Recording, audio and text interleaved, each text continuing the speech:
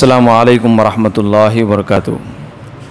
الحمدللہ رب العالمین والصلاة والسلام علی اشرف الانبیاء والمرسلین نبینا محمد وعلی آلہ وصحبہ اجمعین۔ عن ابن عمر رضی اللہ عنہما قال قال رسول اللہ صلی اللہ علیہ وسلم اذا انزل اللہ تعالی بقوم عذابا اصاب العذاب من كان فیہم ثم بعثوا على اعمالہم، رواہ البخاری مسلم۔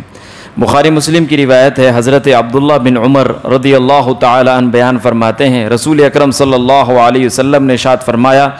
جب رب العالمین کسی قوم پر عذاب کو نازل فرماتا ہے تو ایسا نہیں کہ چند لوگوں پر بلکہ موجود تمام لوگوں پر رب العالمین اپنے عذاب کو نازل فرماتا ہے، پھر قیامت والے دن اپنے اپنے اعمال کے مطابق سارے لوگوں کو زندہ فرمانے والا ہے۔ یہ حدیث بخاری اور مسلم دونوں کی روایت کے اندر موجود ہے۔ اس حدیث کے اندر اللہ کے نبی صلی اللہ علیہ وسلم نے اس بات کو بیان فرمایا ہے کہ رب العالمین کا عذاب جب کسی قوم پر آتا ہے تو قوم کے سارے افراد پر عذاب آ جاتا ہے۔ عذاب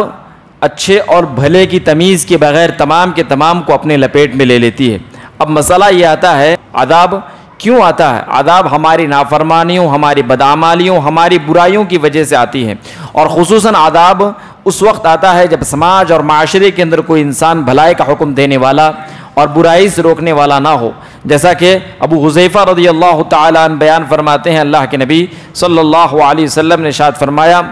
لَتَأْمُرُنَّ بِالْمَعْرُوفِ وَلَتَنْهُونَ عَنِ الْمُنْكَرِ، فرمایا کہ تم لوگوں کو بھلائی کا حکم دیتے رہو اور برائی سے روکتے رہو، اگر تم ایسا نہیں کرو گے تو رب العالمین کا عذاب تم پر آ جائے گا، پھر تمہارے اچھے لوگ دعائیں کریں گے، اللہ تعالیٰ ان کی دعاؤں کو قبول نہیں فرمائے گا، اللہ رب العالمین تمام کے تمام لوگوں کو اپنے عذاب کے لپیٹ میں لے لے گا۔ معلوم کیا ہوا کہ عذاب خصوصی طور پر اس وقت آتا ہے جب ہم لوگ ایسے ہو جائیں جب بھلائی کا حکم دینے والے اور برائی سے روکنے والے نہ ہو۔ سماج اور معاشرے کا اگر جائزہ لیا جائے تو برائی پر عمل کرنے والے بہت زیادہ ہیں اور برائی کی طرف دعوت دینے والے بہت زیادہ ہیں۔ اگر بھلائی کی طرف دعوت دینے والے لوگوں کو دیکھا جائے تو 100 میں یکا دکا بھی آپ کو ملنے والا نہیں ہے۔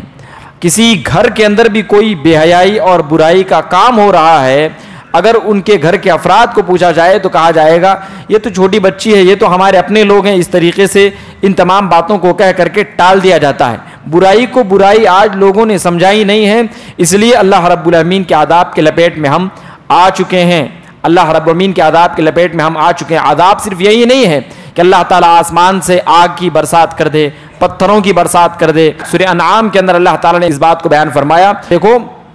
اللہ رب العالمین اس بات پر قادر ہے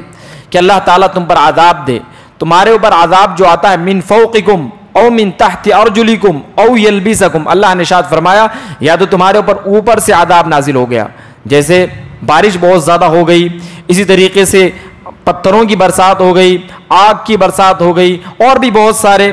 طریقے ہو سکتے ہیں جو اللہ رب العالمین ہی زیادہ جانتا ہے۔ اس طریقے سے اللہ نے ارشاد فرمایا او من تحت ارجلکم، تمہارے پاؤں کے نیچے سے بھی بہت سارے عذاب آ سکتے ہیں، جیسے سیلاب آ گیا، یہ بھی ایک قسم کا عذاب ہے، اسی طریقے سے زمین دھس گیا، یہ بھی ایک قسم کا عذاب ہے، اس طریقے سے پھلوں میں کمی ہو گئی، سوکھا پڑ گیا، یہ بھی اللہ رب العالمین کا عذاب ہے، اور اس طریقے سے بہت سارے عذاب اللہ رب العالمین کے ہیں۔ اللہ نے ارشاد فرمایا او یلبسکم، یعنی پھر اللہ رب العالمین تمہارے درمیان آپس میں تمہاری لڑائی پیدا کر دے، تم آپس میں ایک دوسرے کے خون کے پیاسے بن جاؤ، ایک دوسرے سے نفرت کرنے لگو، یہ بھی اللہ رب العالمین کا عذاب ہے۔ آج سماج اور معاشرے کا جائزہ لیا جائے تو آپ کو معلوم ہوگا کہ ہم سے سب سے زیادہ نفرت کرنے والے ہمارے درمیان موجود ہیں،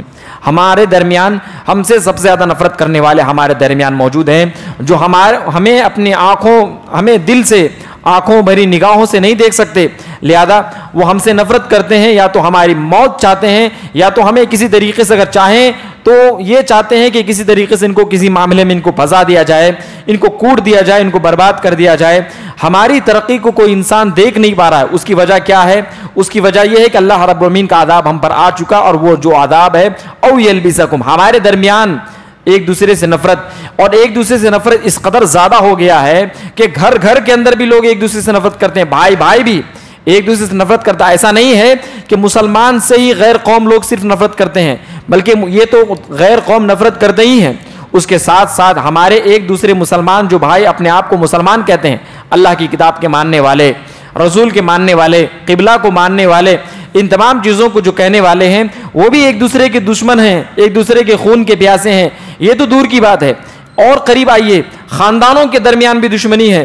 یہ فلاں کا بیٹا ہے، یہ فلاں کا بیٹا ہے، دونوں کے درمیان دشمنی ہے۔ یہ تو اور ہے، ایک باپ کا بیٹا بھی، ایک باپ کے بیٹے اور ایک باپ کے اولاد بھی آپس میں ایک دوسرے کے درمیان دشمن بنے ہوئے ہیں۔ اس کی وجہ کیا ہے؟ اس کی وجہ یہی ہے کہ ہم نے بھلائی کا حکم دینا چھوڑ دیا ہے، برائی سے روکنا چھوڑ دیا ہے۔ اگر ہم بھلائی کا حکم دینے والے بن جائیں، گھر گھر کے اندر یہ ماحول بن جائے، سماج اور معاشرے کے اندر یہ ماحول بن جائے، خاندان کے اندر یہ ماحول بن جائے، لہذا محلے کے اندر، گلی محلوں کے اندر، چوراہوں میں اور دیگر بہت ساری جگہوں میں جہاں برائی ہوتی ہے، جہاں بدکاری وغیرہ ہونے کا چانس رہتا ہے، جہاں بے حیائی کے کام ہوتے ہیں، ایسی جگہوں سے اگر لوگوں کو روکنے کی کوشش کی جائے اور لوگوں کو روکا جائے تو یقیناً عن قریب وہ وقت ضرور آئے گا کہ لوگ ایک دوسرے کے درمیان رہیں گے، مل کر رہیں گے، محبت کے ساتھ رہیں گے، الفت اور محبت، ہمدردی قائم ہوگی، گھروں کے اندر یکتا پیدا ہوگا، لہذا تمام کے تمام لوگ یکجٹ ہو جائیں گے، پورے مسلمان یکجٹ ہو جائیں گے، اور اس طریقے سے اللہ رب العالمین مسلمانوں کی طاقت کو ایک بنا دے گا۔ اور اس کی اہم ترین وجہ کیا ہے؟ اہم ترین وجہ یہ ہے کہ انسان لوگوں کو بھلائی کا حکم دینے والا بن جائے اور برائی سے روکنے والا بن جائے۔ کوئی بچہ گالی دے رہا ہے، اس کو آپ روکیے۔ کوئی بچہ بڑے کی تعظیم نہیں کر رہا ہے، اس کو آپ خبردار کیجئے، اس کو بدلائیے۔ اس طریقے سے بہت سارے معاملے ہو سکتے ہیں۔ اللہ تعالیٰ سے میں دعا کرتا ہوں کہ رب العالمین تو ہم میں سے ہر ایک کو بھلائی کا حکم دینے والا اور برائی سے روکنے والا بنا